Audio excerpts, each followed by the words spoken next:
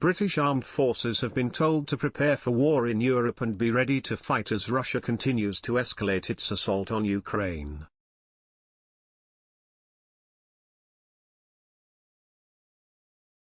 NATO Secretary-General Jens Stoltenberg has warned that the war between Ukraine and Russia could go on for years. Speaking this weekend, he said, "We must prepare for the fact that it could take years."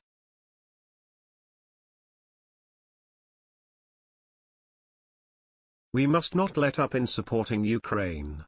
Even if the costs are high, not only for military support, also because of rising energy and food prices. Russia is continuing to attack the east of Ukraine and has made significant progress in the region, having initially faltered in the early days of the war.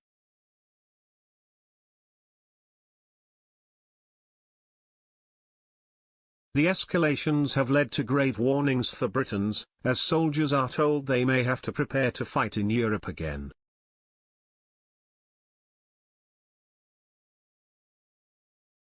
Newly appointed head of the British Army, General Sir Patrick Sanders, made the comments last week.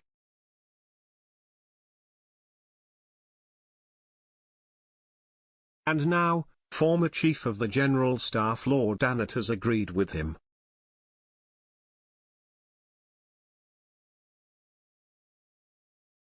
He told Times Radio, "Patrick Sanders is not wrong. This comes back to our earlier point that this is going to be a long conflict.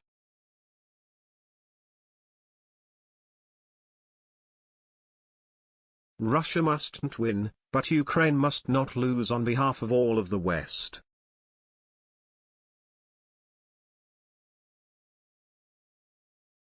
Our government has got to get this message as well. In recent years, in terms of defense spending, the army has taken the lowest priority.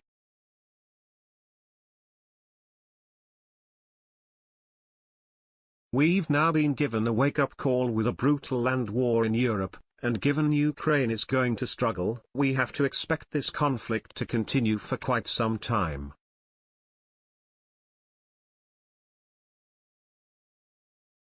I hope this doesn't become a hot war elsewhere in Europe, but the way we are going to deter Russia is by having a capable military that is forward deployed, that is strong and will make Russia realize that they can't bully as they tried to do in Ukraine.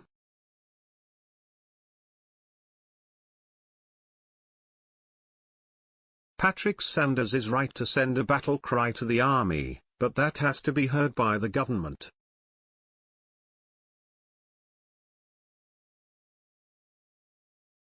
We have got to be prepared to face down Russia from a position of strength, not just a war of words.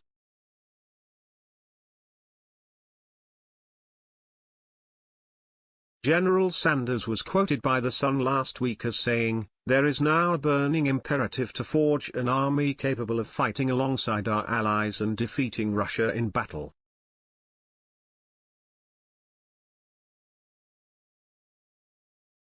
We are the generation that must prepare the army to fight in Europe once again.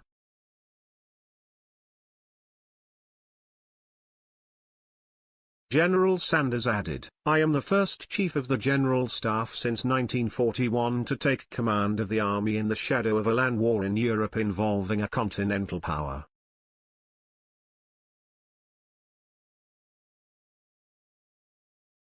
Russia's invasion of Ukraine underlines our core purpose, to protect the UK by being ready to fight and win wars on land."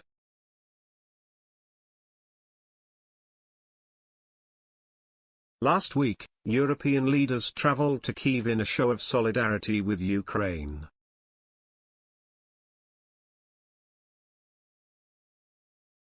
Prime Minister Boris Johnson, French President Emmanuel Macron and German Chancellor Olaf Scholz were among those present.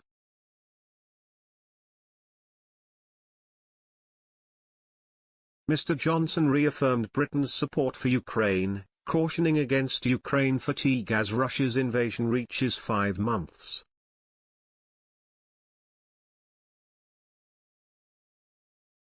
Speaking to reporters on his arrival at RAF Brize Norton after the trip, the Prime Minister said, "When Ukraine fatigue is setting in, It is very important to show that we are with them for the long haul and we are giving them the strategic resilience that they need.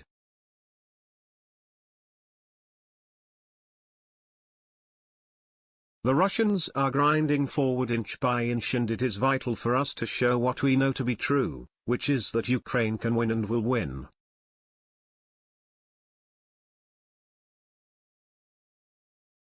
Mr. Johnson also warned that Russian President Vladimir Putin cannot win, denouncing the idea of compromise with Moscow.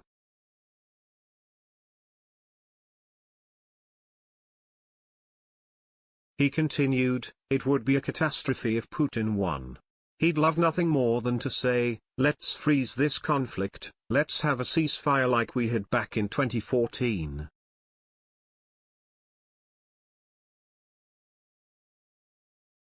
For him, that would be a tremendous victory. You'd have a situation in which Putin was able to consolidate his gains and then to launch another attack.